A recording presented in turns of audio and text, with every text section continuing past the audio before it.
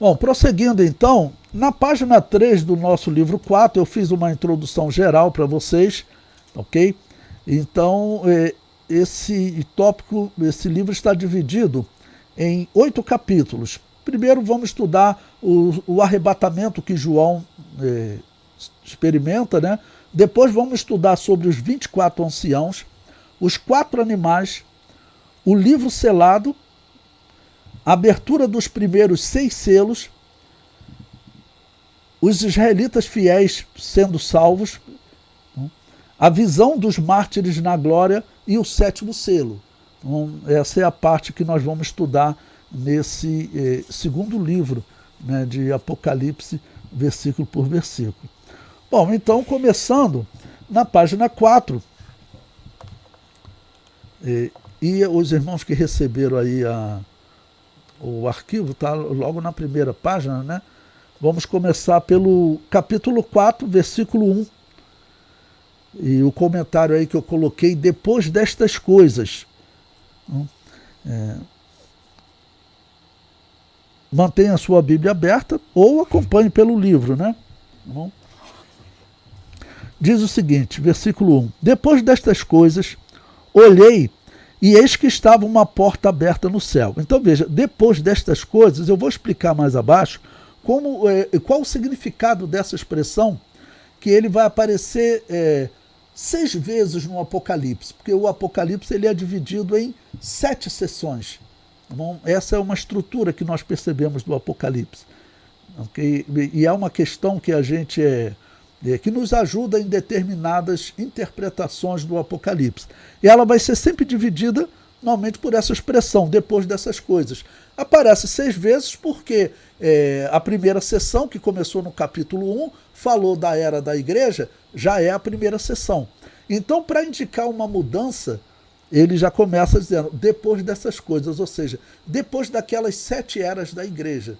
É assim que nós interpretamos. Okay? Depois dessas coisas, o que vai acontecer é o arrebatamento de João, e na interpretação da Assembleia de Deus, ok?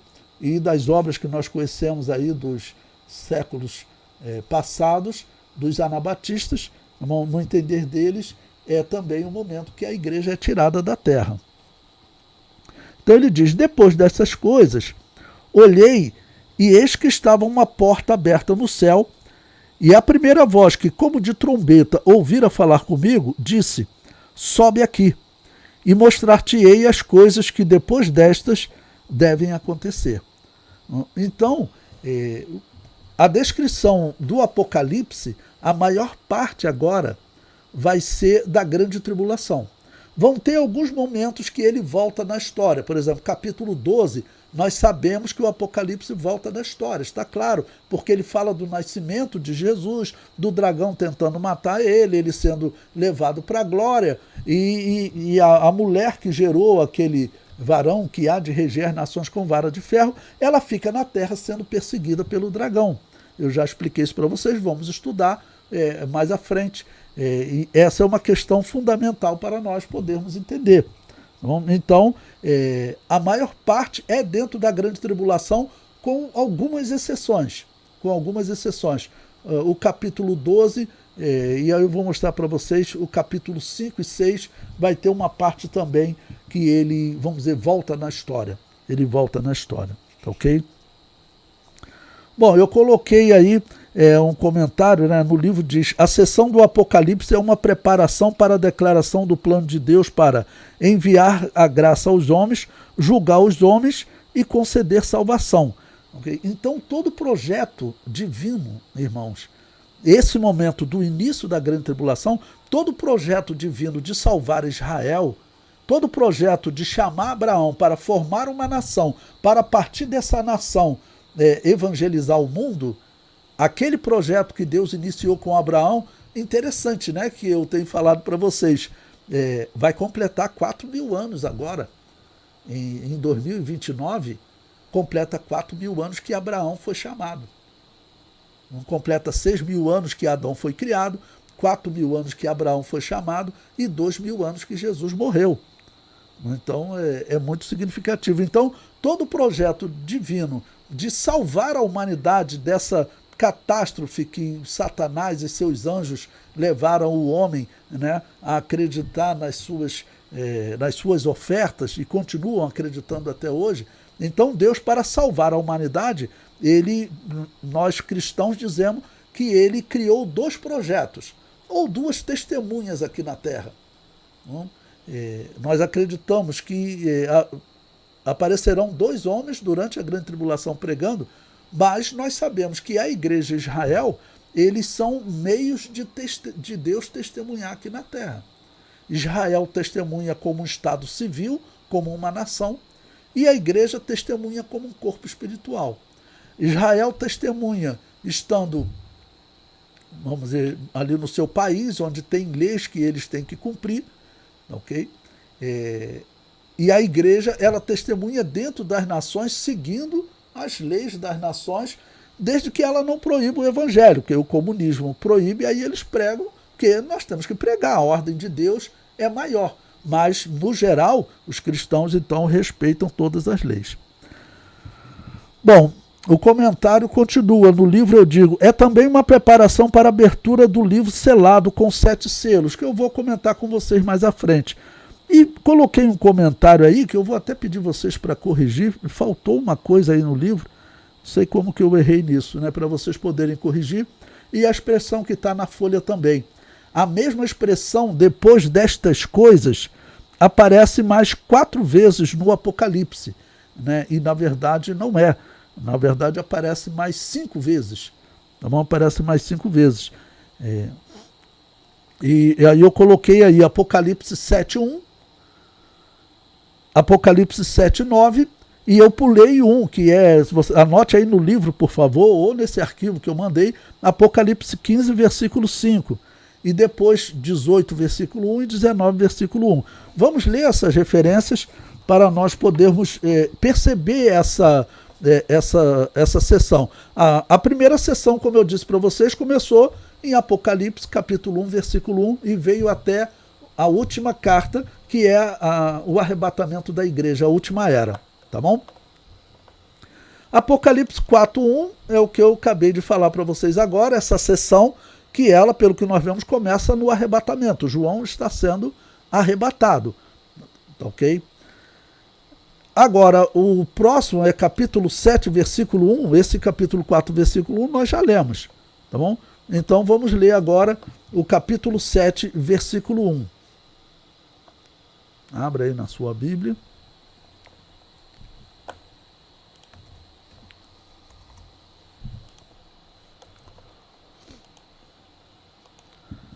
Bom, acredito que você já tenha aberto, né, o capítulo 7, versículo 1. O tema diz, os israelitas fiéis são salvos de perigos iminentes.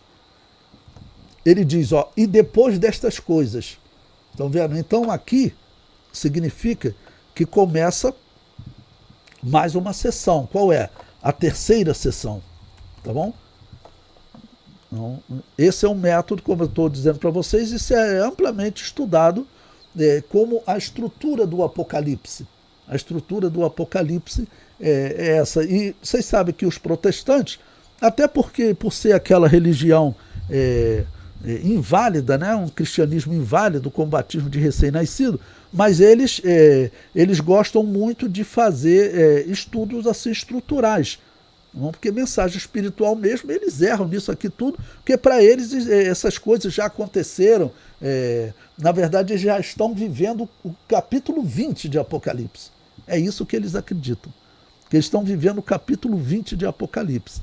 Então, eles fazem esse estudo estrutural, e eu digo que esse estudo estrutural derruba a tese deles de que nós já estamos vivendo o Apocalipse capítulo 20. Depois eu vou falar isso mais à frente, porque derruba.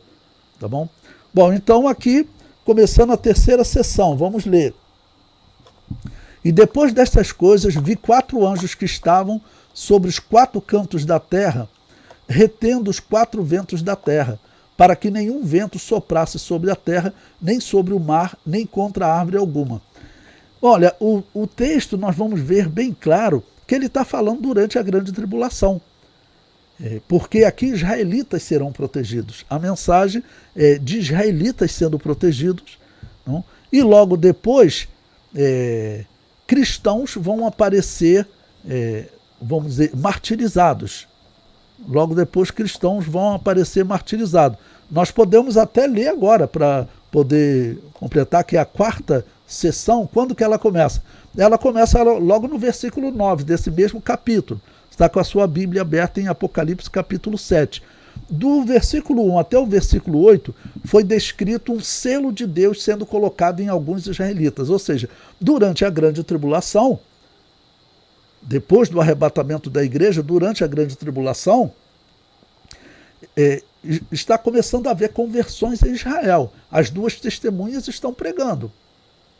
Começou a grande tribulação, eu vou mostrar para vocês, quando nós chegarmos em Apocalipse 11, por que as duas testemunhas, elas pregam por 3 anos e meio, diz a profecia, 1260 dias, né, dá 3 anos e meio. Então elas pregam só metade da grande tribulação e nós temos que interpretar se é no começo ou no final da grande tribulação. Então eu vou mostrar para vocês por que eu interpreto que é na primeira parte da grande tribulação. Porque nesse momento, resumindo, Israel está sendo enganado pelo anticristo. E as duas testemunhas estão pregando contra essa aliança.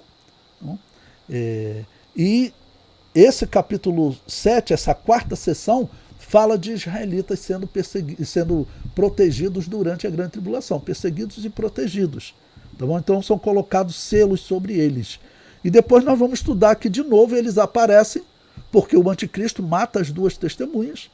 E na segunda metade da grande tribulação, aí Apocalipse 14, eles aparecem no Monte Sião com Jesus, ou seja, esses 144 mil convertidos, servindo a Jesus e pregando para o restante de Israel durante a segunda metade da grande tribulação. É isso que o Apocalipse vai mostrar. Então essa é a quarta sessão, indicando como os judeus serão, os judeus fiéis a Deus, né, que não estão seguindo, como eu tenho dito para vocês, esse judaísmo espírita do Baal Shem Tov, da Cabala, como está muito comum em Israel. Judeu de verdade, que ele olha para as Escrituras, ele olha para o que aconteceu com Saul e ele jamais vai participar de nenhuma sessão, né, de invocação ao mundo dos mortos. O judeu verdadeiro, ele sabe disso. Tanto que eu vejo reportagens, eu acompanho, né, há cerca de 2 anos, 3 anos, o Herzog, que chegou a ser eleito presidente lá em Israel, ele fez um comentário sobre um racidista. Ele só falou assim, o seguidor do culto. O que ele está dizendo, querendo falar como o culto? Um tipo de culto. Que culto é esse? É esse culto estranho de Baal Shem Tov, que eles acreditam que o espírito de um profeta do passado pode aparecer para eles para ensinar coisas a eles. Não? Isso acontece. Isso acontece. Isso faz parte da doutrina desse grupo judaico, que diz que o Messias está chegando. Né? Pois bem, então esses não. Mas existem judeus sinceros que eles não querem. Eles estão enganados, não acreditam em Jesus, mas eles não querem participação com aquele culto, não aceitam uma aliança com a Igreja Católica. Quem são? Você vê rabinos lá fazendo aliança com a Igreja Católica e participando desses cultos que a Igreja Católica faz. Certamente que vai acontecer agora na COP30 aqui no Brasil. Vocês podem acompanhar que vocês vão ver. Terão ali católico, hindu, rabino, islâmico, eles juntos lá. Por quê? Todos esses fazem invocação ao mundo dos mortos, porque tem alguns rabinos, os rabinos racidistas, eles acreditam que Deus dá graça sim para os espíritos do passado aparecerem para eles.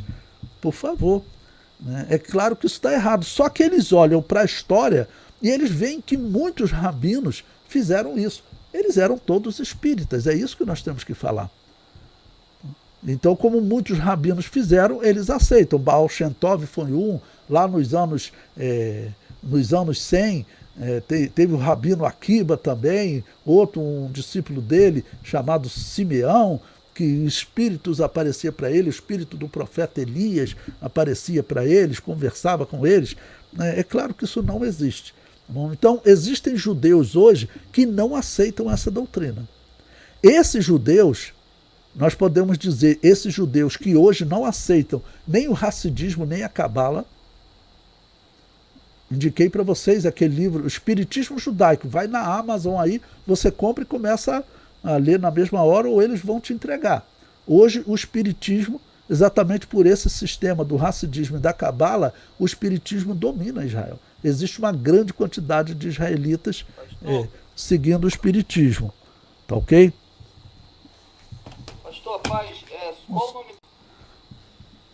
Pois bem, prosseguindo então. Então, vamos dizer, o que está acontecendo com eles no mundo é essa situação. Então, quando você olha para esse texto aqui, quando você lê todo o capítulo 7, nós vamos ler versículo por versículo, mas vocês verão que a mensagem é essa. Olha só o tempo que nós estamos vivendo, né? Como as coisas estão se encaixando. Se a igreja for arrebatada hoje, ou no dia 23 de setembro, no dia que a igreja for arrebatada, o mundo está preparadíssimo para o anticristo. Por quê? Esses judeus hassidistas, isso que eu vou dizer, irmãos, faz parte da doutrina deles. Tem textos de Baal Shem Tov, o fundador do hassidismo há 200 anos atrás, na Ucrânia, né?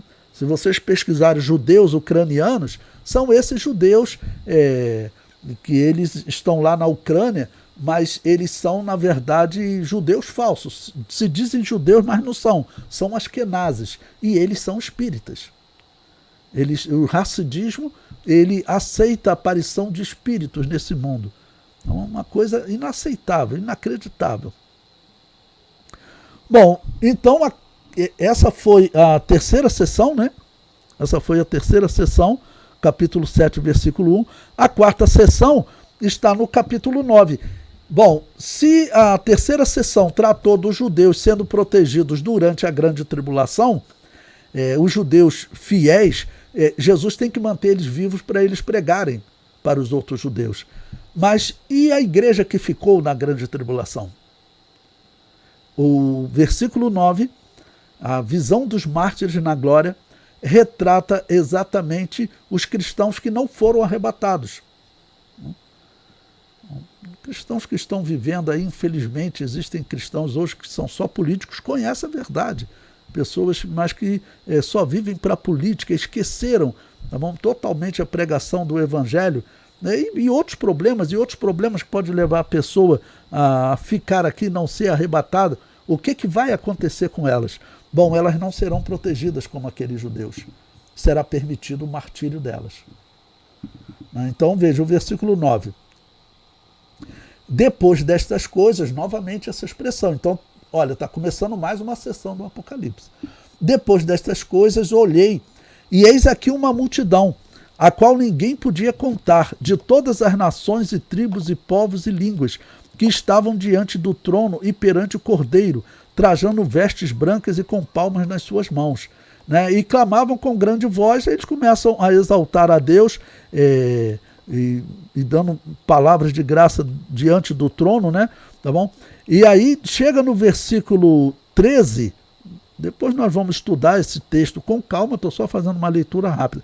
Chega no versículo 13 e diz o seguinte: e um dos anciãos, um dos 24 anciãos, 24 sábios, né, da história, como se interpreta, 24 homens que representaram bem Deus aqui na terra, aí vai contar Abraão, Moisés e muitos outros, né? Eles então, um deles me falou dizendo: estes que estão vestidos de vestes brancas, quem são e de onde vieram? E eu disse-lhe: Senhor, tu sabes. E ele disse-me: estes são os que vieram de grande tribulação, lavaram as suas vestes e as branquearam no sangue do Cordeiro. Para você ter ideia, é esse versículo aqui que dá nome a esse evento que vai durar 7 anos, que o nome na profecia desse evento não é grande tribulação. O nome desse evento é 70ª semana de Daniel, ou última das 70 semanas de Daniel. Tá bom? Tanto que é das semanas de Daniel que nós tiramos o tempo da grande tribulação, 7 anos. Tá bom? Agora, o que vai acontecer nesse período. Bom, para a igreja é dito que eles foram mortos na grande tribulação. Eles foram martirizados. É o que o ancião diz para João. Então aqui está descrevendo também a grande tribulação e a perseguição que o anticristo vai fazer, porque está escrito que ele faz com que sejam mortos todos aqueles que não o adorem. Então, essa quarta sessão, capítulo 7, versículo 9, ela fala desse período da grande tribulação. E olha como ela se estende. Eu coloquei aí para vocês, depois, Apocalipse 15, versículo 5. Os acontecimentos nesse intervalo, alguns, como eu falei para vocês, o capítulo 12, por exemplo, o capítulo 12, ele volta até na história para contar o nascimento e o arrebatamento de Jesus. Não? Mas a próxima sessão do Apocalipse vai ser no capítulo 15, porque vai falar agora dos personagens na grande tribulação, as duas testemunhas, tá bom? O dragão perseguindo na história e agindo na grande tribulação, o anticristo, a besta que sobe do mar, a besta que sobe da terra, a Babilônia apocalíptica. Vocês verão a estranha história, né, que eu chamo de a luta do mal contra o mal, porque durante a grande tribulação, a besta que sobe do mar, isso está bem claro no Apocalipse, ela destrói a Babilônia apocalíptica. Ou seja, ela acaba com aquela religião que era a religião pagã disfarçada de cristianismo. A religião que vai existir é certamente a religião que hoje está na maçonaria, de onde muito provavelmente vem o anticristo. Tá bom? De onde muito provavelmente vem o anticristo. Bom, então, Apocalipse capítulo 15, versículo 5, ele diz o seguinte: e depois disto olhei, e eis que o templo do tabernáculo e do testemunho se abriu no céu. Então, aqui a expressão, né, depois disto ou e depois destas coisas, é a mesma expressão. Então, e depois disto olhei, e eis que o templo do tabernáculo e do testemunho se abriu no céu. O que significa o templo, tá bom? E o testemunho?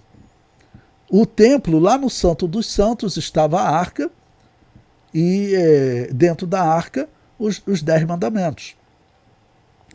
E aí nós veremos que existe a possibilidade, alguns acham, que durante a grande tribulação Israel encontrará a arca do concerto. É possível. Nós vamos estudar opiniões de pessoas sobre esse tema. É possível. Tá, ok? Que eles encontrem a arca. Eu acredito que provavelmente não encontrarão. Os israelitas terão que aprender o que os israelitas dos dias do Novo Testamento, principalmente o apóstolo Paulo, não? E os outros apóstolos também, mas falo o apóstolo Paulo porque ele escreveu, né? Organizou essa doutrina, que o sacrifício de animais ele tem que acabar. O sacrifício de animais ele não faz mais sentido. E a arca ela envolve diretamente o sacrifício de animais. A nação de Israel, por aquele sistema antigo, o sistema da lei de Moisés, como que a nação conseguia perdão? Uma vez por ano, o sumo sacerdote entrava no Santo dos Santos, e lá ele fazia uma intercessão pelo povo, levando o sangue de um bode, que era chamado bode expiatório, de onde vem, né, a expressão bode expiatório até hoje no popular, e ali ele fazia intercessão pelo povo, e o povo era perdoado. Ele fazia isso aonde? Em cima da arca, era o único lugar que ele podia fazer. A tampa da arca era o propiciatório, em cima da arca ele fazia essa oração. Essa arca não existe hoje. Segundo a profecia, como eu disse para vocês, Daniel e Ezequiel dizem que o sacrifício será retomado, mas provavelmente será retomado só o sacrifício comum.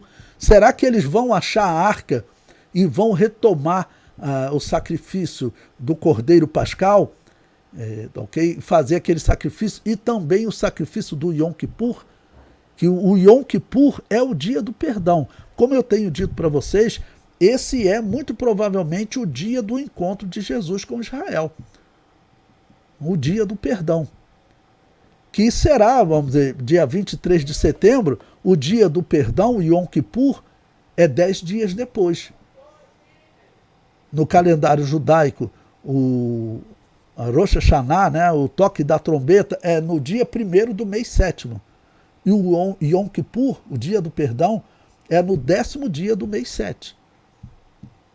É no mesmo mês. Aqui no nosso calendário vai cair 23 de setembro, 10 dias, então vai cair no início de outubro. Tá bom? Ali no dia 3 de outubro. Então vai ser o dia do perdão. Será que eles vão retomar esse sacrifício da arca? Aí questão de interpretação. Vocês vão encontrar pessoas que acreditam que sim. Eu acredito que provavelmente não. Tá bom? E que... Já foi encontrada. Deixa só eu concluir aqui, aí, tá bom? Aguarda só um minutinho. Bom, eu ainda não vi notícia, né? Mas aguarda um minutinho, eu ainda não vi notícia de que a arca tenha sido encontrada, né?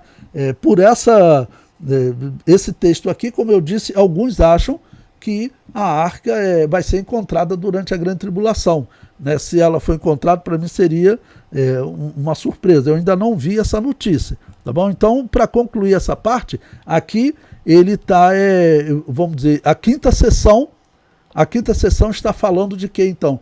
Estaria falando, já que eu acredito que a arca em si, ela não deve ser reencontrada, né? Eles têm que se voltar para o sacrifício de Jesus. O sacrifício de Jesus é o sacrifício que Israel deverá crer no dia do Yom Kippur, no dia que o anticristo estiver para destruí-los. Eles têm que acreditar no sacrifício de Jesus. Recorrer a Jesus, não, significa isso, se converter a Jesus, se converter ao sacrifício que Jesus Cristo fez e abandonar o sacrifício do Yom Kippur, ou eles nunca terem chegado a fazer. Então, que eles vão retomar o sacrifício, e isso está na profecia. O sacrifício dos sacrifícios, que é o mais importante, o Yom Kippur, será que eles vão retomar esse sacrifício? Durante o milênio nós acreditamos que não.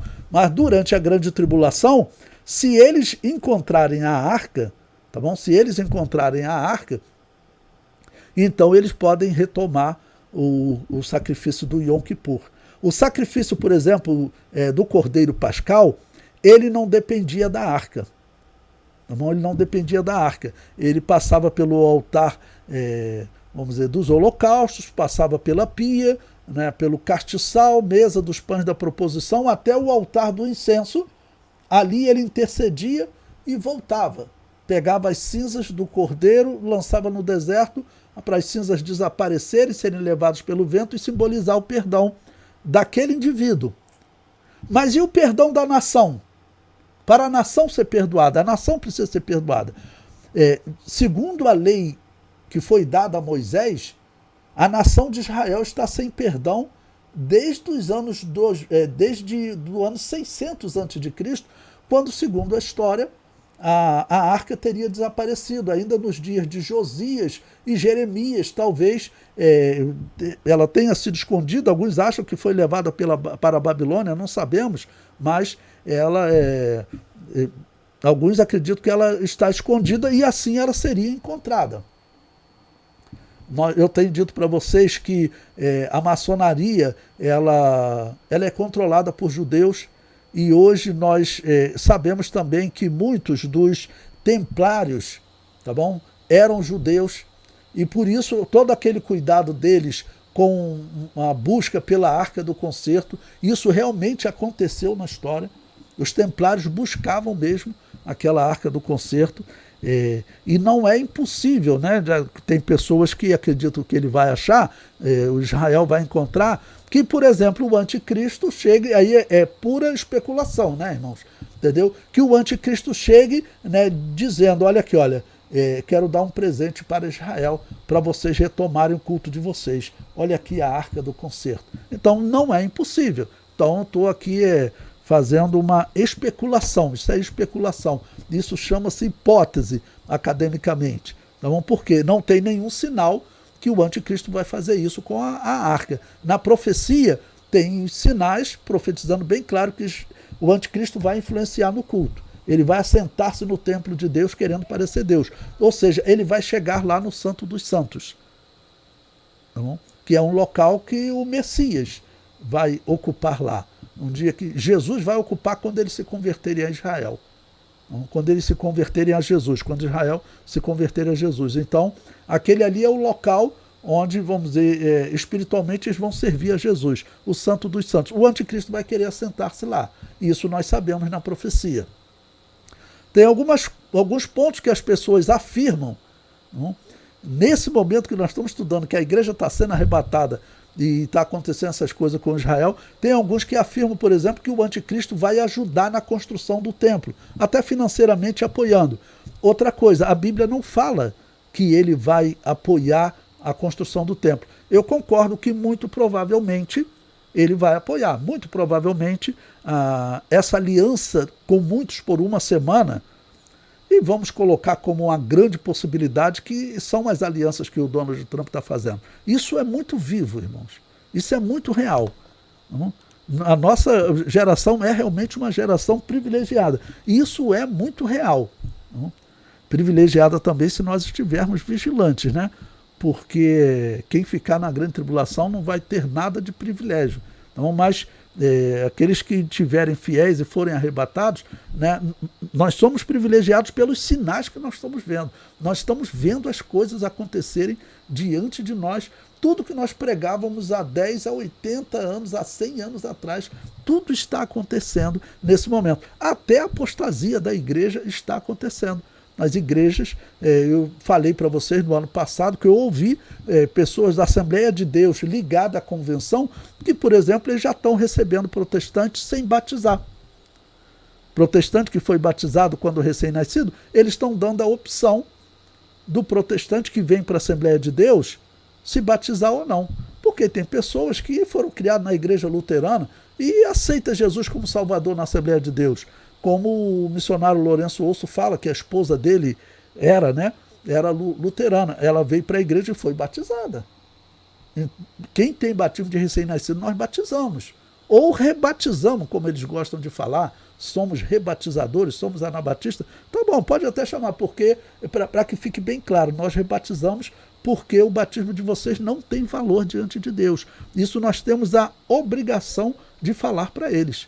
Se nós tivermos um discurso polido, um discurso de amigo, olha, estamos todos com Jesus, né? Vocês que têm o batismo de recém-nascido, vocês também católicos que acreditam em purgatório, vocês anglicanos que acreditam em purgatório, estamos todos no mesmo caminho. Eles falam isso. E tem pessoas da Assembleia de Deus falando. Então as coisas que estão diante de nós são realmente muito significativas. Bom, então a quinta sessão, Apocalipse 15, versículo 5, ela trata desse ponto, tá ok? Da religião de Israel. Qual é a minha interpretação, então, para finalizar essa quinta sessão? A minha interpretação é que vai haver um reavivamento, isso aqui está descrevendo, tá bom? Israel vai se aproximar de Deus. Por isso, o testemunho, ou seja, os 10 mandamentos, aquela lei do Antigo Testamento, Israel vai acatar, vai começar a acatar. É um processo até o fim da grande tribulação, mas por fim todo Israel será salvo. É isso que está descrito aqui nessa quinta sessão. Bom, a sexta sessão, abre a sua Bíblia aí, no capítulo 18, ela também está descrevendo a grande tribulação. Então veja que ela começa, o título da nossa Bíblia diz: A queda da Babilônia, lamentações sobre a terra. Ou seja, esse é um momento chave. E como eu disse para vocês, eu chamo de a luta do mal contra o mal. Nós vamos estudar os versículos, fiquem tranquilos, quem está estudando Apocalipse comigo a primeira vez, mas nós veremos que o Apocalipse diz bem claro que a besta que sobe do mar, ela destrói a Babilônia apocalíptica. Por que a religião da Igreja Católica ela tem que ser destruída? Porque ela fala alguma coisa de Jesus. E a proposta que o mundo tem hoje é acabar com o cristianismo. Por quê? Porque eles dizem que o cristianismo na história fez muita coisa errada. O cristianismo organizou guerras, o cristianismo queimou pessoas na fogueira, O cristianismo esteve do lado dos poderosos e contra os pobres. A corrupção do cristianismo era extrema, até os papas eram corruptos. Como é que você responde isso? Um protestante não tem como responder. Por isso é que existe a proposta no mundo que a maçonaria, que organizou a Revolução Francesa, ela criou uma nova religião para ela. Essa religião é chama a Igreja do Grande Ser, é uma dos movimentos, né, que adota o paganismo no mundo, o culto aos mortos. Então é uma religião para substituir o cristianismo.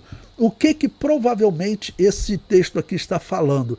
Durante a grande tribulação vai ter um momento que o anticristo vai propor ao mundo acabar com a religião cristã e acabar com toda a religião ligada à Bíblia. Ou seja, acabar com a religião judaica e com a religião cristã. E isso é que ele vai propor durante a grande tribulação e, segundo a profecia, as nações vão concordar com o anticristo. Por causa dessa mentira que eu digo para vocês, que isso é fundamental. A pessoa que for discursar, ele vai citar centenas de exemplos na história da Igreja Católica se corrompendo.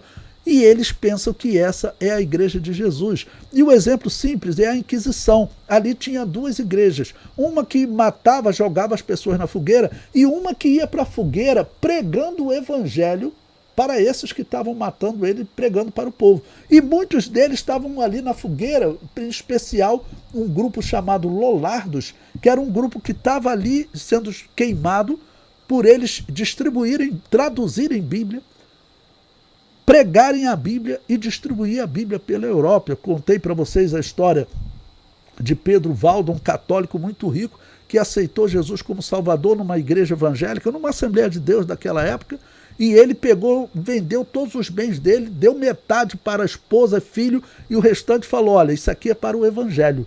Vamos fazer uma tradução da Bíblia para o francês lá no ano 1100. A Igreja Católica nunca tinha feito, porque ela não queria que o povo estudasse a Bíblia. Tá bom? Então, esse Pedro Valdo e as pessoas que ele dá dinheiro, olha, agora você vai sair pela Europa pregando o Evangelho. Tá bom? E essas pessoas saíram como peregrinos pela Europa lá no ano 1100. Tá bom? E isso fez as igrejas valdenses, Pedro Valdo, a igreja deles era chamada de valdenses por causa da igreja que estava nos vales, fez essa igreja crescer muito. 100 anos depois, em 1215, a Igreja Católica faz a Inquisição para matar essa igreja que pregava o Evangelho. Parece que é fácil de entender. A humanidade parece que está cega. Você tem duas igrejas ali. Essa igreja que está morrendo por pregar o Evangelho, por traduzir a Bíblia, e vai para a fogueira dizendo que não nega o nome de Jesus e que não adota a Igreja Católica. E nós encontramos escritos dessas igrejas dizendo que a Igreja Católica era a Babilônia apocalíptica. É isso que essas igrejas pregavam. Então é claro que nós temos duas igrejas ali. Então a humanidade ela está sendo enganada pela Igreja Católica. E o anticristo ele vai usar isso. Olha, temos que acabar com essa religião. Que olha, seja judeu, seja cristão, quem seguiu a Bíblia só fez coisa ruim. Então agora a nova religião, é isso que é interpretado sobre o anticristo, a nova religião que ele vai trazer é a maçonaria. É essa a religião da maçonaria.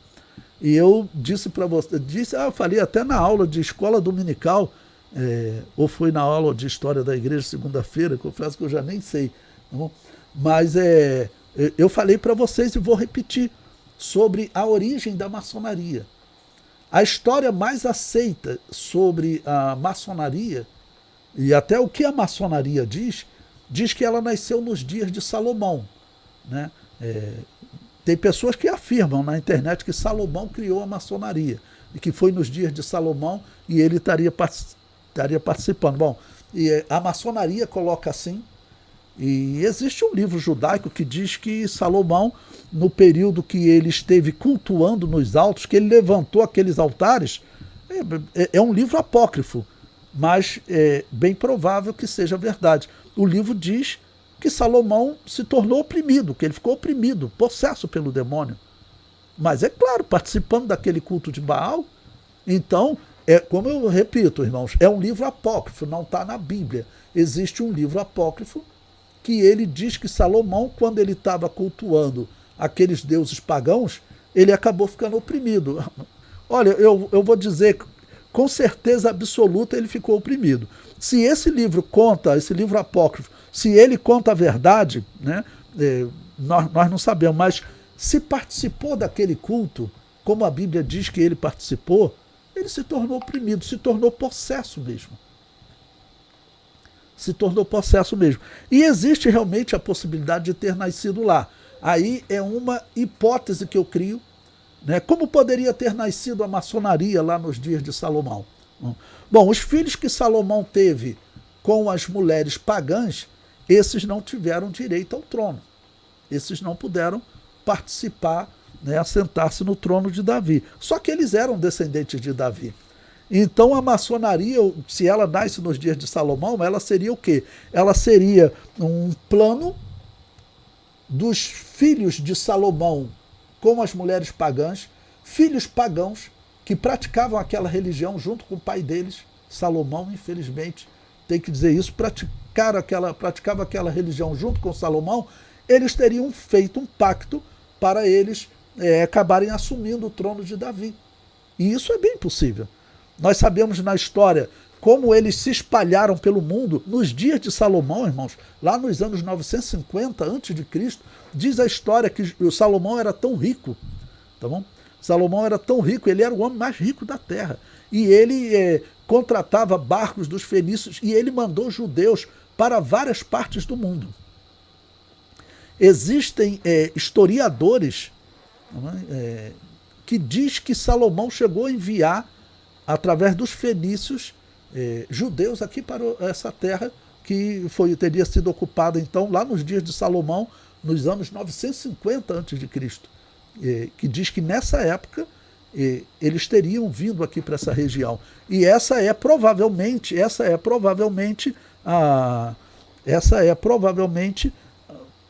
a forma como realmente os povos chegaram aqui nas Américas, através dos navegadores chamados fenícios. Porque nós sabemos hoje que os vikings, que tinham navios menores que os fenícios, chegaram nos Estados Unidos. Então por que os fenícios não poderiam ter chegado aqui? Né? Eles poderiam ter chegado, sim. Eles tinham navios melhores, tá bom? E tem historiadores que falam que, inclusive, as inscrições que tem na Pedra da Gávea seriam realmente fenícias. E tem realmente, irmãos, eu já estive lá. Se você vê as fotos, é muito difícil aquilo ali ser uma obra só da chuva, né? Parece realmente que eles fizeram um trabalho de entalhar um rosto ali. E, na verdade, tem dois. Tem o rosto maior e o menor. Então, alguns dizem até que aí, quem seria esse rosto? Seria Davi e Salomão? Não? Alguns historiadores dizem que o rio Solimões, ele teria recebido esse nome em homenagem a Salomão. Existe essa hipótese, tá ok? Existe essa hipótese. Então, realmente o Brasil ele pode entrar nessa história, mas principalmente eles se espalharam pelo mundo e o projeto deles é realmente estar ligado a Israel e de alguma maneira fazer aquela religião pagã ser aceita por Israel. Hoje, uma grande parte dos israelitas aceita aquela religião pagã. Como eu disse para vocês, tem o livro Espiritismo Judaico. Eu tenho esse livro em PDF, mas você acha ele na internet. Foi uma judia que escreveu e ela descrevendo, né, como existe, ela dizendo que ela ficou espantada porque existe muito judeu praticando o espiritismo. O título do livro, por isso, é esse, Espiritismo Judaico. Vai lá e dá uma olhada, você vai ver. Então, existe realmente muitos judeus praticando espiritismo. Se eles estão praticando espiritismo, eles estão aceitando a religião, tá bom? Que Salomão praticou quando ele esteve desviado por conta daquelas mulheres pagãs. A religião pagã. Não? A religião pagã. Então, vocês podem pesquisar no YouTube, vocês vão achar rapidamente, olha, pesquisei aqui, já encontrei o nome Andrea Coogan. Vou até colocar lá no grupo para vocês. Se vocês quiserem comprar, eu recomendo a vocês, olha, R$ 33 não é caro. Se você quiser comprar naquele Kindle, você começa a ler na mesma hora. Mas é mais um testemunho, tá bom? É mais um testemunho. Você vai ler o sumário, a judia ela já fica espantada, né, com a quantidade de israelitas que eles acreditam no espiritismo, que eles praticam o espiritismo. E por que eles praticam? Por causa desses dois segmentos do judaísmo, a cabala e o hassidismo. Ambos fundadores, Simeão lá nos anos 150 e Baal Shem Tov agora nos anos 1800, ambos diziam, e outros rabinos também, diziam que espíritos apareciam para ensinar as escrituras a eles. Um judeu, um rabino que ensina a Bíblia, como é que ele cai num engano desse? Mas as pessoas vão sendo enganadas. E aí, se o rabino faz isso, aí vai ter aquele do povo que vai fazer outro. Daqui agora já uma boa parte da nação de Israel, aqueles ortodoxos que você vê lá balançando, né, normalmente vestido todo de preto, e dizendo que o Messias está chegando, ok? Esses ortodoxos, eles são normalmente seguidores de Baal Shem Tov, tá bom? A regra entre eles é seguir esse espiritismo, é seguir a religião de Baal, tá ok? Bom, então, interpretando para finalizar essa parte, vai chegar um momento durante a grande tribulação que a proposta do anticristo vai ser essa, abandonar totalmente o cristianismo e a religião judaica. Bom, vocês vão ver que infelizmente eu tenho que dizer que os protestantes, eles vão estar aqui, porque eles não acreditam em grande tribulação, né? E o anticristo, eu normalmente digo que o anticristo ele vai bater palma para a teologia protestante. Por quê? Porque a teologia protestante é tudo que o anticristo quer. Quem foi que criou o liberalismo teológico? Foram os protestantes reformados.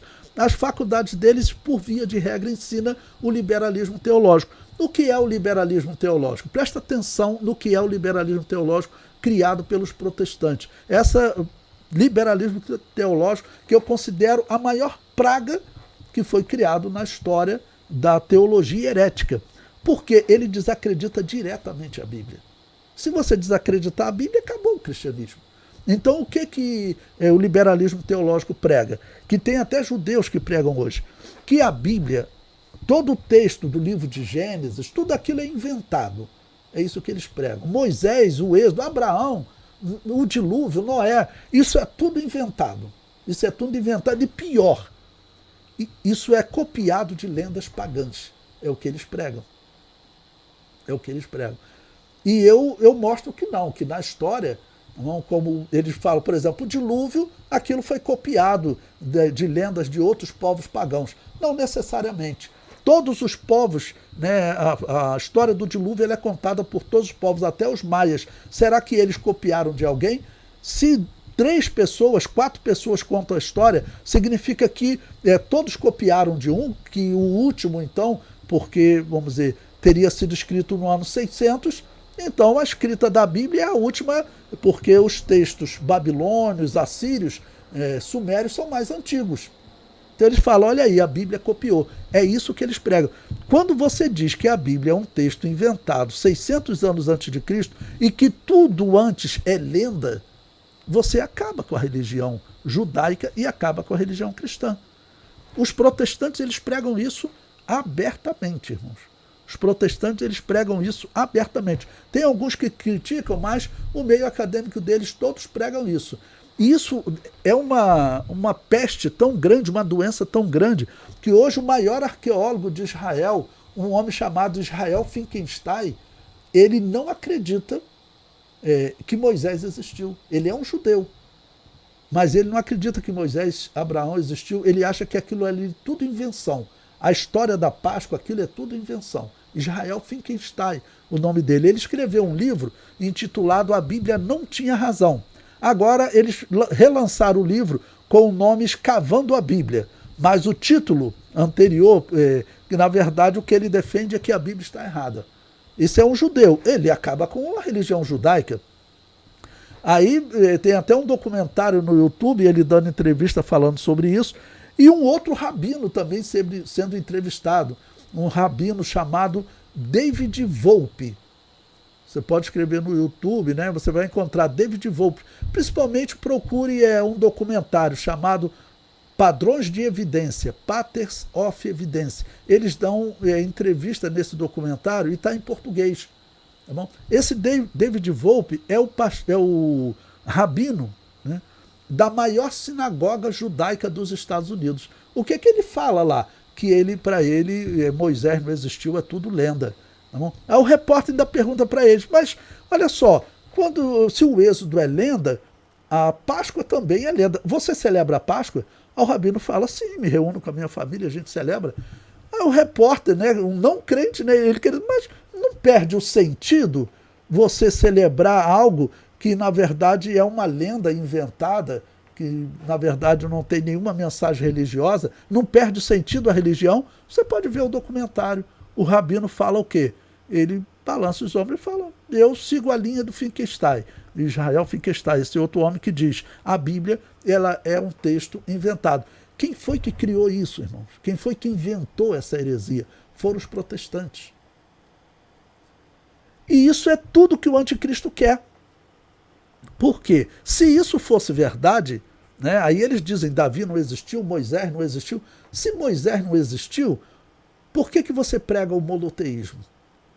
A maçonaria, ela prega o politeísmo. Ela fala, todos aqui devem ter um Deus, inclusive não pode ter ateu.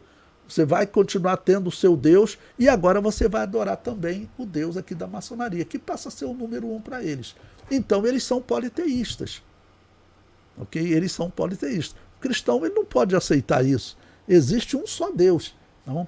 E o monoteísmo, né, qual é a base do monoteísmo? Foi Deus ter chamado Abraão e Deus ter também dado a lei para Moisés. Antes disso, vamos dizer, o monoteísmo ele começou com Adão.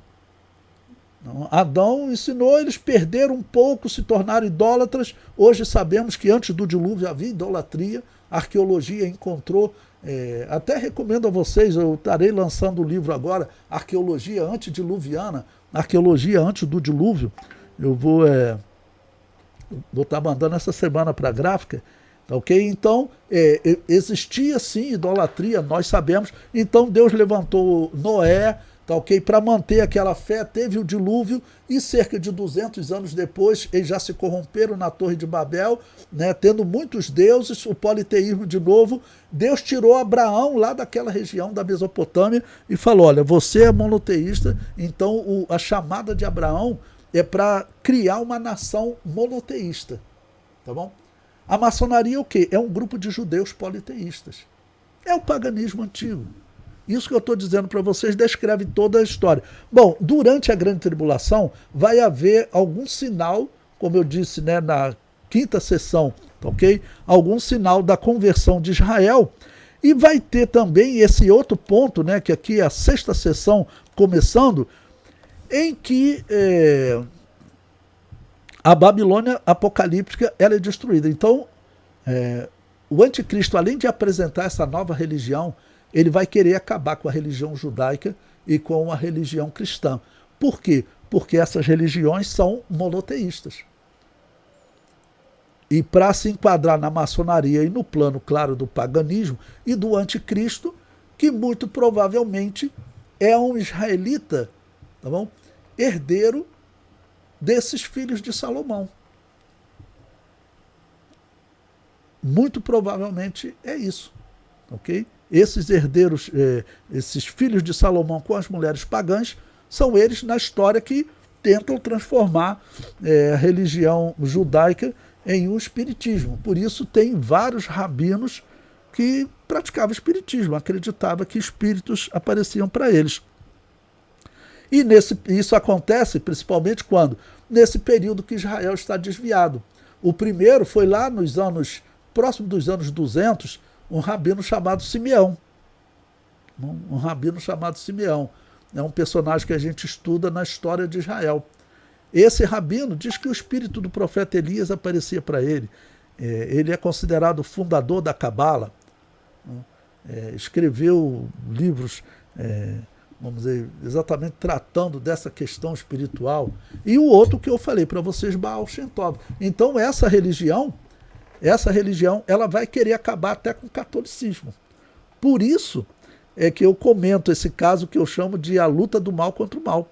Porque a besta, que é dominada pelo anticristo, ela vai destruir a Babilônia apocalíptica. Ou seja, ela vai destruir a Igreja Católica, vai acabar com o culto da Igreja Católica. E, como eu disse, junto vão as igrejas protestantes, porque o anticristo vai estar batendo palma para essa doutrina. Essa doutrina hoje, ela domina o meio protestante. Tanto que o meio protestante, como eu tenho dito para vocês, eles fizeram aliança com a Igreja Católica, eles já retornaram para a Igreja Católica. Isso foi em 2017.